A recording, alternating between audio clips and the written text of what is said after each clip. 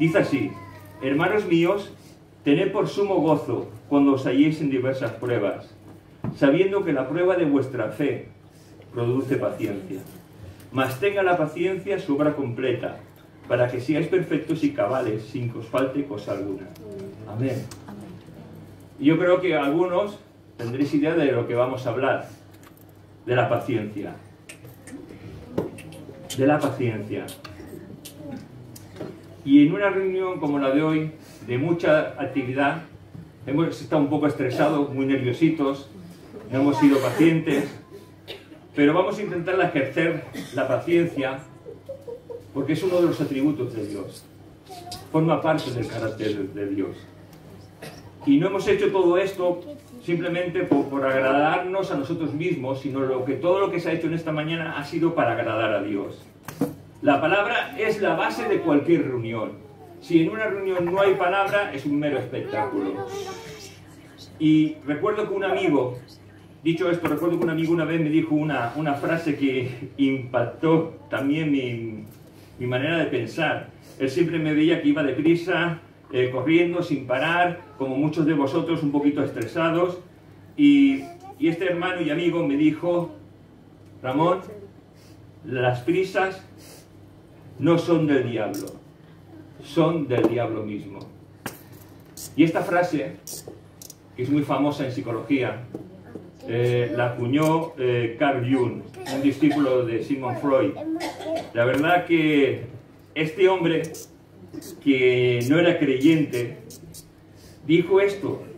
Y la verdad es que es algo curioso, ¿no? Las prisas no son del diablo, son del diablo mismo. Y es que estamos en un tiempo, hermanos, en que tenemos prisa por todo. Vamos rápido, corriendo, corriendo. Se nos rompe el móvil o se nos desfasa el móvil. ¿Y qué hacemos? Bueno, seguimos sin móvil, ¿verdad? No, ¿qué es lo que hacemos? Vamos y nos compramos un móvil. Porque no podemos estar incomunicados.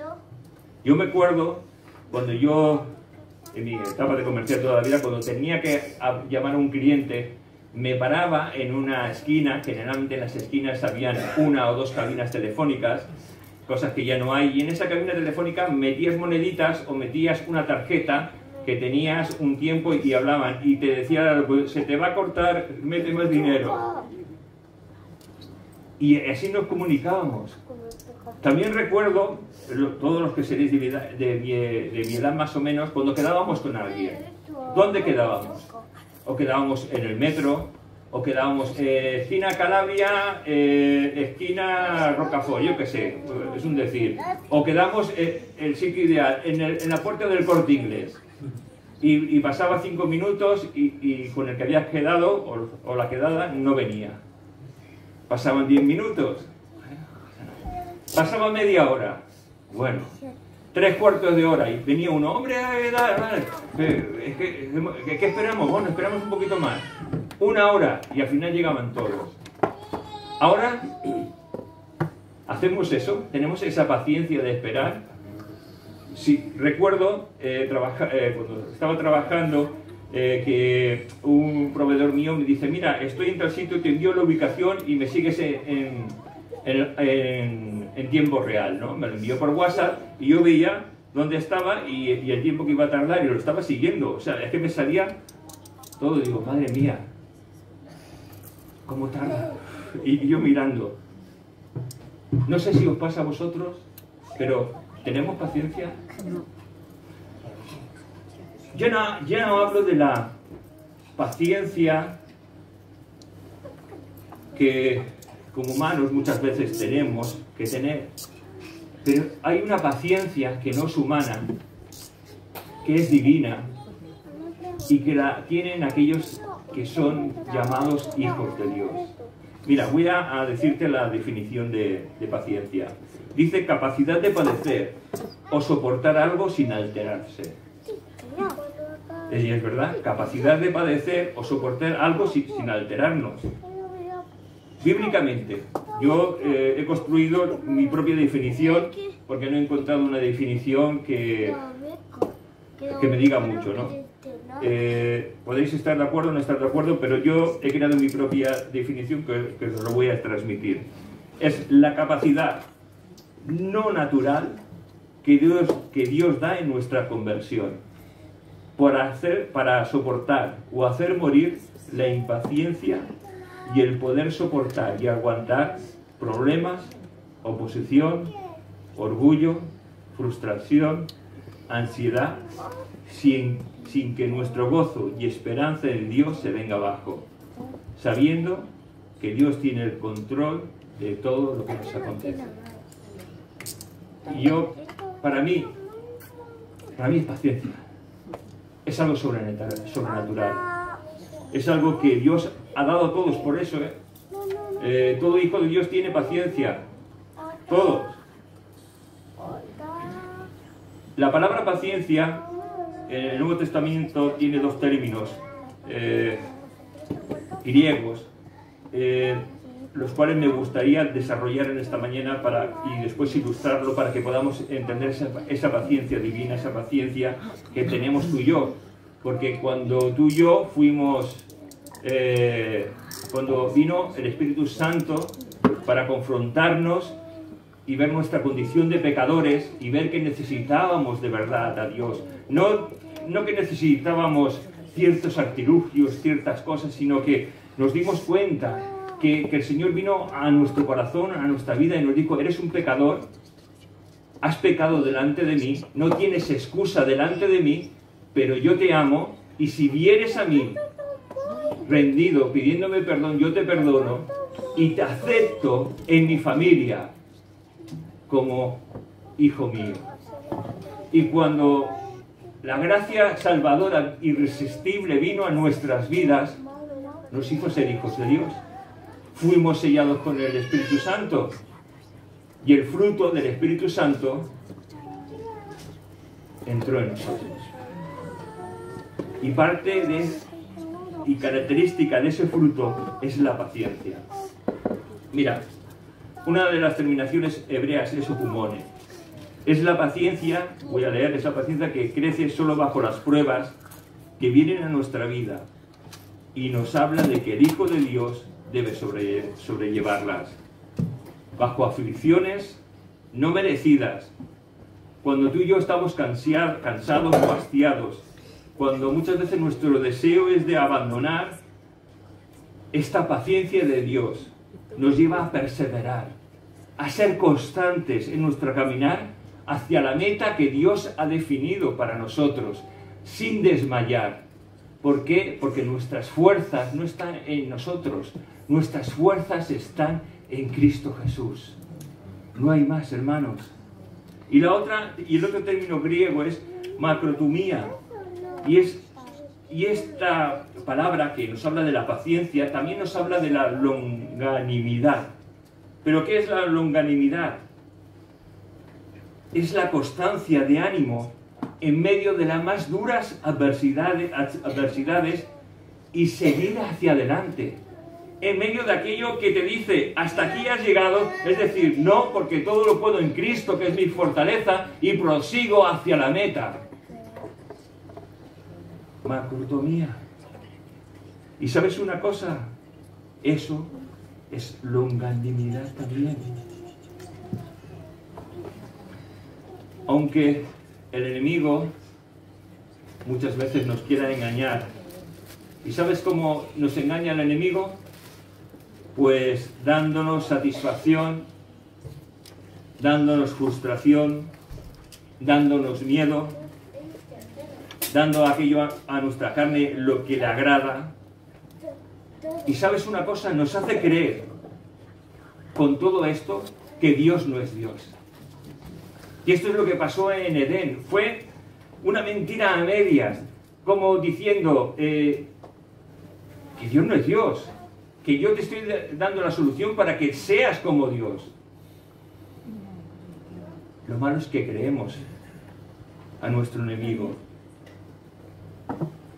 y dejamos de creer en aquel que es Dios, en ese Dios que es todopoderoso, que todo lo puede, en el cual no hay engaño.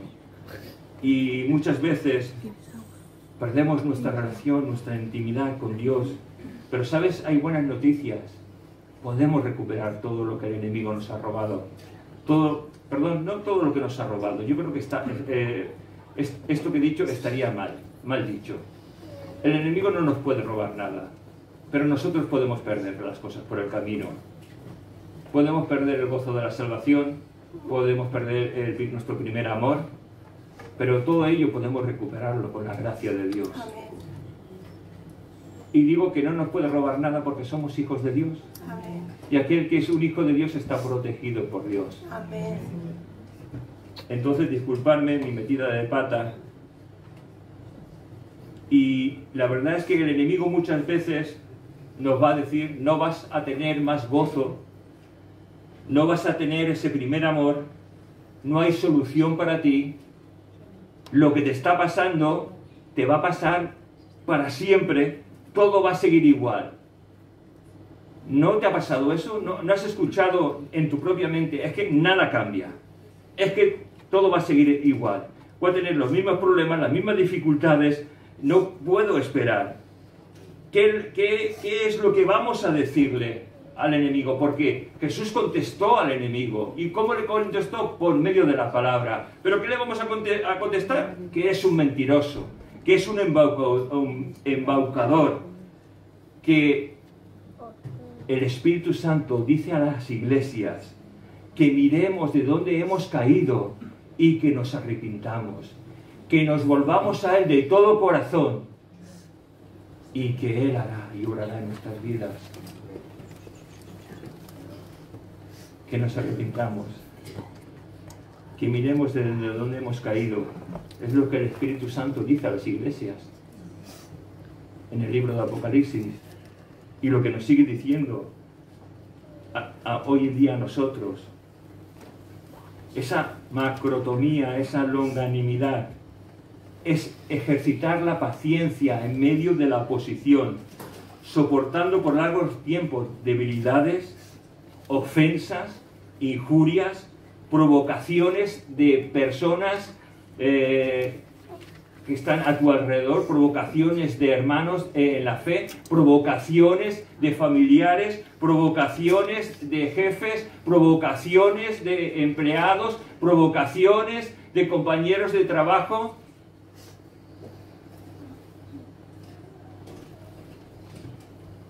Y todo ello sin murmurar, ni quejarnos, ni tener que llegar a tener resentimiento por lo que nos ha pasado, controlando nuestra ira, obrando con amor, no devolviendo mal por mal, sino al mal bien, ejercitando el dominio propio cuando somos injustamente atacados, porque esa paciencia nos hace esperar y confiar en Dios.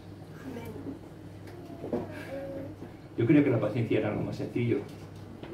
No sé si me estáis captando, pero la paciencia lo veo que es algo muy complicado, ¿verdad? Es la paciencia que Dios nos ha dado a cada hijo de Dios, ejercitada en tiempo y en la adversidad. Cuanto más paciencia, más nos vamos a parecer a Jesús.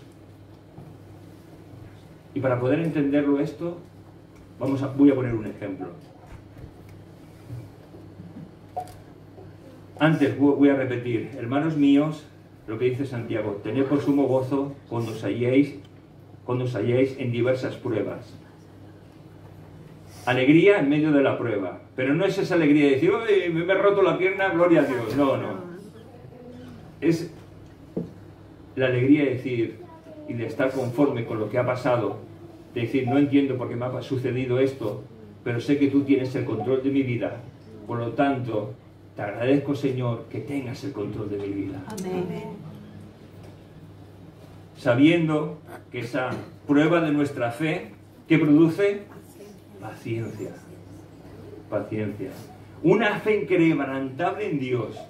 Eso es lo que nos hará tener ese gozo sobrenatural y esa paciencia también sobrenatural que solo puede provenir de Dios. Amén. No sé si has visto, en la iglesia pasa, ¿no?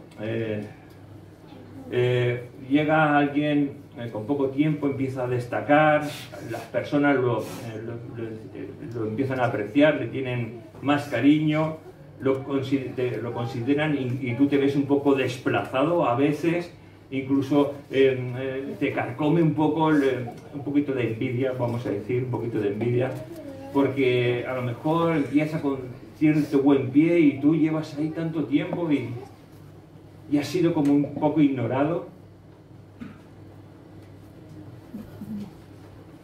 Envidia. Es lo que le pasó a José con sus hermanos. ¿Sabéis todos quién es José, verdad? Creo que sí.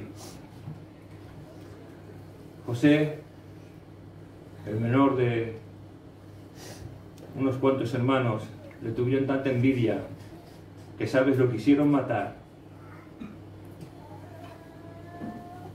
porque le llegaron a odiar por cómo se comportaba, por las cosas que decía.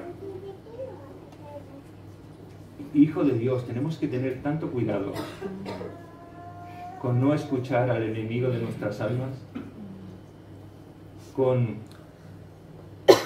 reír con los que ríen y llorar con los que lloran. ¿Sabes? Hay hermanos, muchas veces podemos ser hermanos que no sabemos reír con los que ríen.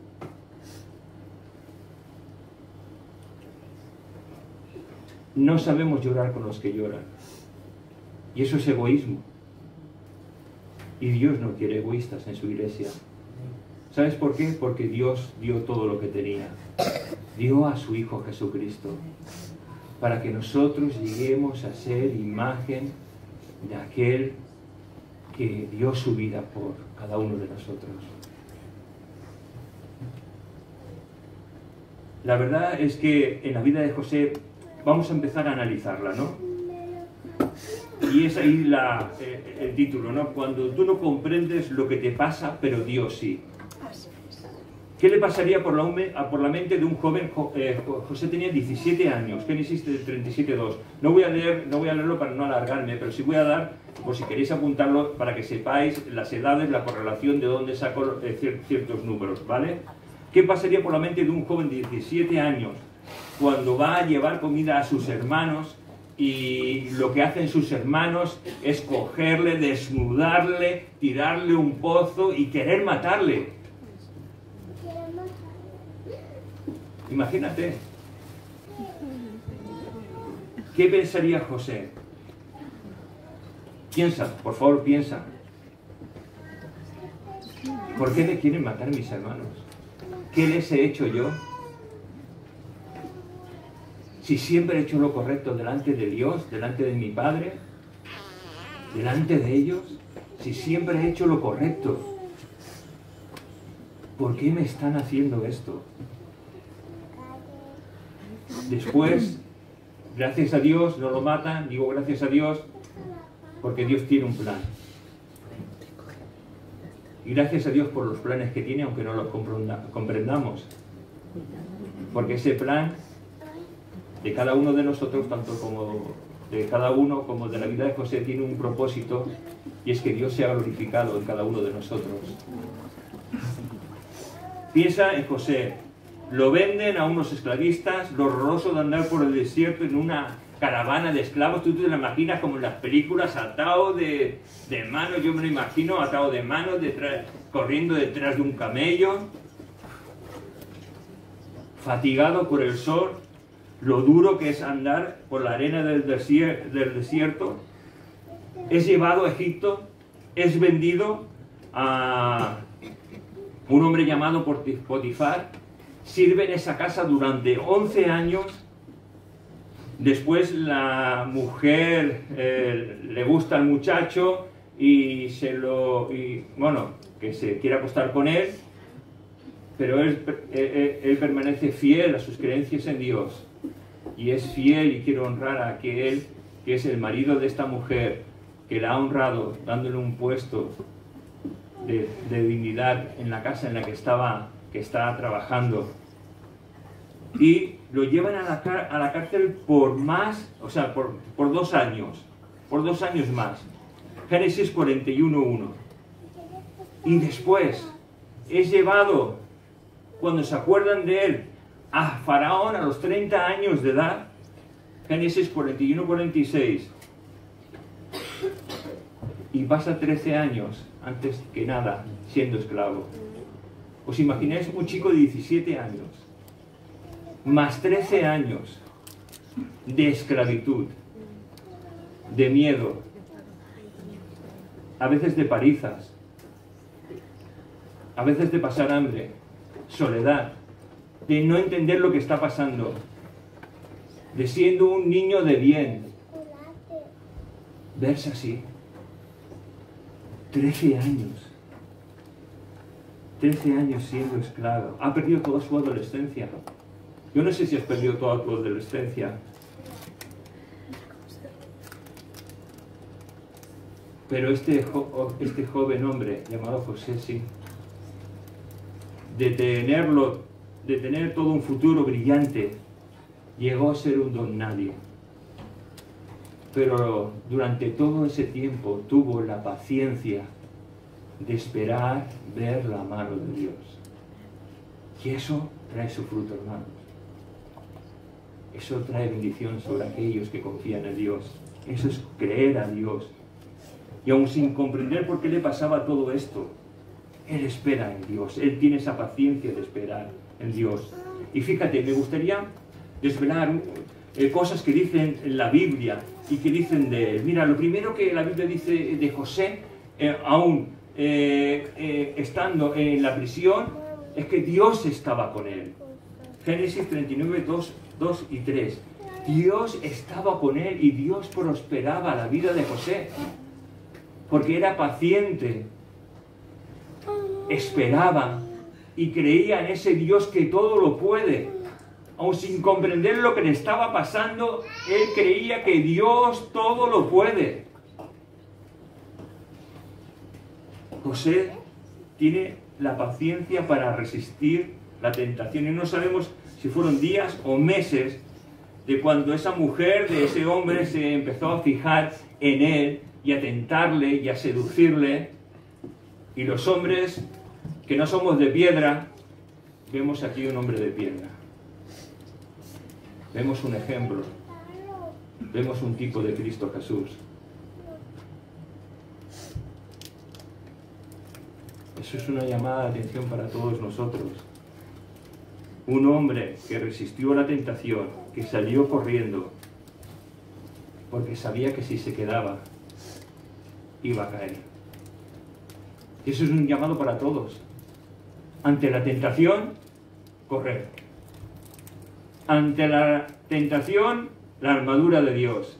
Ante la tentación, clamar a Dios y ir por otra parte. Si te quedas observando la tentación,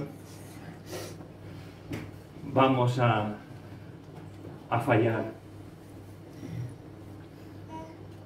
Y en Romanos 14, del 8 al 9 dice: sea que vivamos o que muramos, del Señor somos. Amén. Y os digo esto porque él sabía en el lío que se estaba metiendo. La mujer de este hombre llamado Potifar, Génesis 39, 7 y 9, pues la acusa de violación. Y ya sabéis, generalmente se dice que a los violadores en las cárceles no tienen mucho recorrido. No lo sé si es así, pero vamos, este hombre, por no ofender a Dios, por ser fiel a su alma, a su amo que le puso en un buen lugar, tuvo la paciencia de no actuar de una manera deliberada y de esperar que Dios actuara en su vida. Él podía pensar, bueno, pues mira, le gusta la mujer de Potifar, vale, después Potifar tiene un accidente y yo me quedo en lugar de Potifar. Nuestros pensamientos humanos, ¿no? De querer ayudar muchas veces a Dios y de querer salir de situaciones difíciles y extremas, en vez de ser pacientes y esperar. Aunque me gustaría preguntarme, si nosotros estuviéramos en la piel de José,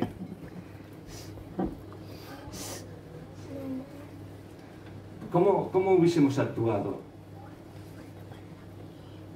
Porque de ser un esclavo pasa a ser alguien prácticamente, y ahora dentro de poco, de nada, va a ser otra vez un don nadie. Caray, ¿qué diríamos nosotros? Tal vez algunos diríamos, es que Dios me ha abandonado. Dios me ha abandonado. ¿Dónde estás, Señor? Pero fíjate, este hombre tenía carácter de Cristo. Es tipo de Cristo. Y me acuerdo de cuando Jesús en la cruz dijo, Padre, Padre, ¿por qué me has abandonado, verdad? Mateo 27, 44. Y este hombre se sentiría tan abandonado. ¿Te has sentido abandonado? ¿Te has sentido menospreciado, solo, pisado? Este hombre sí. Y si te has sentido así, puedes dar gracias a Dios aunque no lo entiendas. Puedes dar gracias porque Dios está trabajando en tu vida. Está trabajando esa paciencia que todos nosotros tenemos que tener. Si has tenido grandes luchas, grandes pruebas, gloria a Dios, hermano. ¿Sabes? Dios está trabajando en tu vida. Paciencia. Ahora, si no has tenido grandes pruebas, grandes luchas, a lo mejor es que no estás preparado. Pero Dios te preparará. Ha preparado a todos aquellos que son sus hijos. Y aún así, sin darnos cuenta, muchas veces tú y yo, Dios está trabajando en cada uno de nosotros. Mira, José, abandonado y humillado, vuelve a la cárcel. ¿Qué le esperaría ahora a José? Recordemos una cosa inicial que dice la palabra de José, pero Dios estaba con José. Amén. Nunca olvides esto. Dios está contigo donde quiera que estés. Amén. En medio de la adversidad, en medio del dolor, en medio del problema, Dios estará contigo siempre. Amén. ¿Qué le esperaría ahora a José? Otra vez en la cárcel. Pero ahí llegan un panadero y un copero con sueños extraños y desvela esos sueños y le dice al copero, acuérdate de mí porque tú vas a estar otra vez ante la corte de Faraón, acuérdate de mí. Y sabéis, es el refrán español, ¿no? Si te he visto no me acuerdo. 2 años pasaron. Paciencia. 2 años de paciencia.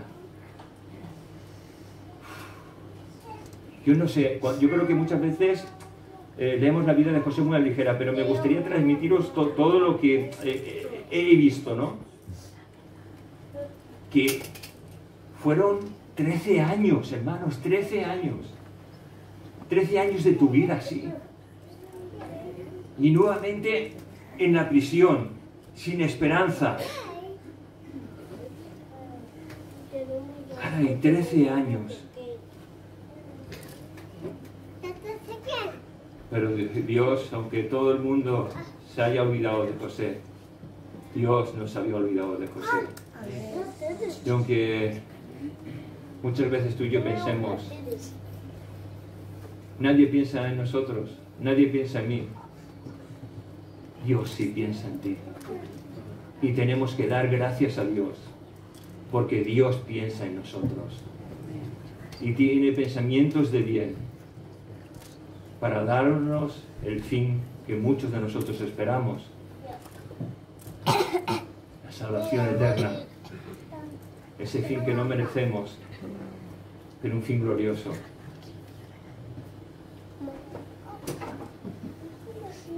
Ahora pasa algo maravilloso.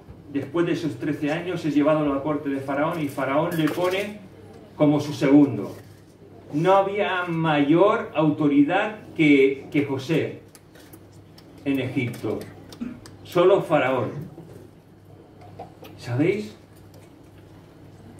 Cuando sus hermanos vinieron a Egipto, José tenía la edad de 39 años. Es un hombre. 39 años ya eres un hombre.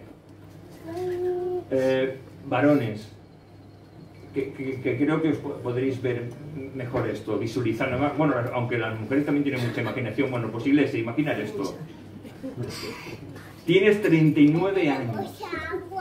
39 años. Has perdido casi toda tu vida.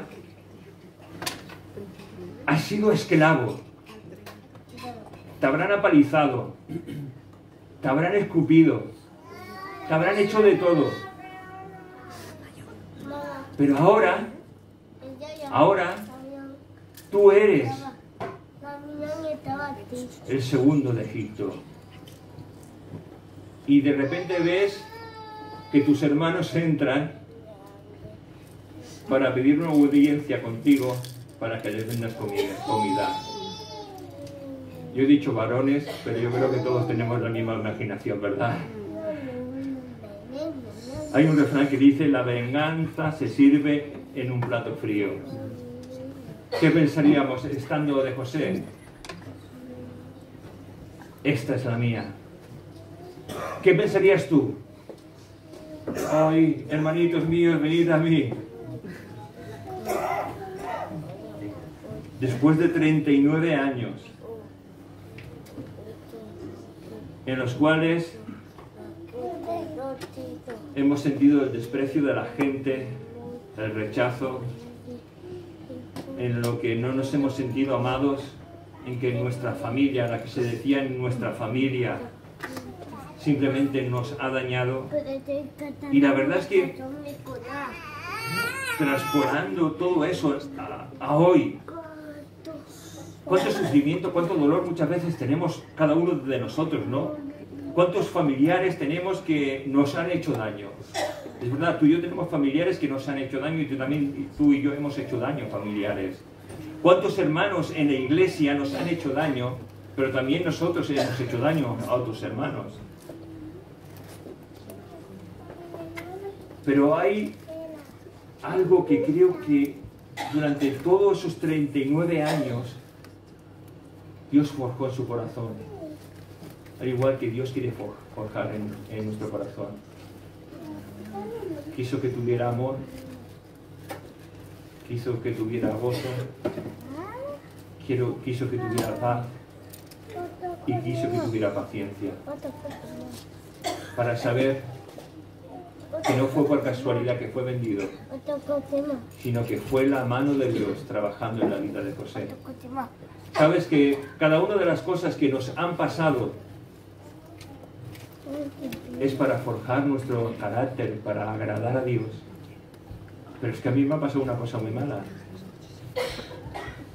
Sí, a muchos de nosotros nos ha pasado cosas muy malas, pero muy malas. Pero es para que nuestro carácter sea forjado, para que nuestro carácter agrade a Dios. Y eso es lo que la paciencia genera cuando sabemos recibirla como un don de parte de Dios. Mira,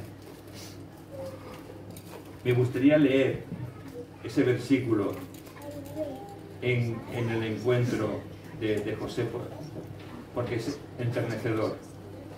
Génesis 45, del 4 al 8, dice: estamos ya finalizando. Dijo José a sus hermanos: acercaos ahora a mí. Y ellos se acercaron, y él dijo: yo soy José, vuestro hermano, el que vendisteis para Egipto. ¿Cómo se quedarían los hermanos? Yo soy José. ¿Habéis venido ante el segundo después de Faraón? Yo soy aquel que vendisteis. Pero fíjate lo que dice: ahora pues no os entristezcáis, ni os pese haberme vendido acá, porque para preservación de vida me envió Dios delante de vosotros. Porque ya ha habido 2 años de hambre en medio de la tierra, y aún quedan 5 años en los cuales ni habrá arada ni siega. Y Dios me envió delante de vosotros para preservaros posteridad sobre la tierra, y para daros vida por medio de gran liberación. Así pues, no me enviasteis acá vosotros, sino Dios, que me ha puesto por padre de Faraón y por señor de toda su casa, y por gobernador en toda la tierra de Egipto. Todo lo que nos pasa está orquestado por Dios, aunque no lo podamos entender. Y todo lo que nos pasa es para que nuestro corazón llegue a ser un corazón conforme al de Cristo. Porque nosotros no tenemos que gloriarnos en nosotros mismos, sino que en lo único que nos podemos gloriar es que en Cristo ha venido a buscarnos siendo un miserable y un vil pecador, sin entender nada. Cristo ha venido a buscarnos a cada uno de nosotros. Y eso es lo más grande que tenemos. No es que tengas dinero, no es que tengas un esposo, una esposa maravillosa, no es que tengas una iglesia de sana doctrina. Lo más maravilloso que tenemos es Cristo Jesús en nuestra vida, hermanos. Y la paciencia es parte del fruto de todo aquel que ama y que quiera servir a Dios. Escúchame bien, tú quieres servir a Dios, tienes que tener paciencia. Sin paciencia no podemos servir a Dios. Lo único que haremos es dañar, ofender o imponer. Pero con la paciencia sobrenatural de Dios que está en nosotros, podremos servir y honrar a Dios con todo nuestro corazón. No hay nada más grande que tu vida y mi vida honren y glorifiquen a Dios. Lo hizo con Noé, con la paciencia de esperar año tras año. Lo hizo con Moisés, lo hizo con Jonás, lo hizo con Esteban.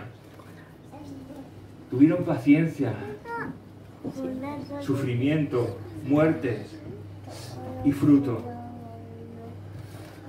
Esta paciencia de la cual estoy hablando no es terrenal, hermanos. Es parte del fruto del Espíritu Santo, el cual mora en todos los hijos de Dios. No se ve si sabe. Escuché la historia de un perro. Yo soy amante de los animales, me encantan los animales. Me encantan los perros, las arañas, los gatos, casi todo. ¿Conocéis la historia de Canelo? Porque con ella vamos a acabar. Canelo fue un perro.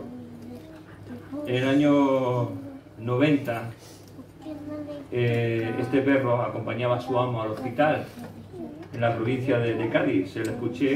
Esta historia se la escuché a Moisés Peinado.